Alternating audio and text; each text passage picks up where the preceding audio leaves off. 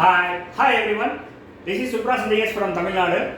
Today I am going to talk about the spindles, CNC router spindles or CNC machine spindles.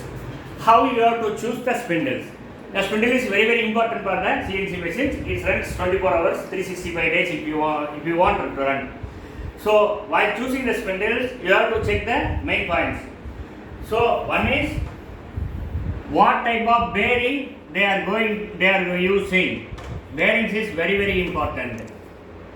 The bearings SS or ceramics. Ceramics bearings, it comes more like less noise and generate less heat. But if you do SS, it will be noise and it will be generate heat. And if you want to put SS bearings, you can go for P4 bearings. So the accuracy will be more. The difference between P4 and P5, P4 accuracy will be more and the life will be around 2 to 3 years. But same comes ceramic bearing also 2 to 3 years. Well, this is not a noise or more, not giving more vibrations, these things. But it is expensive.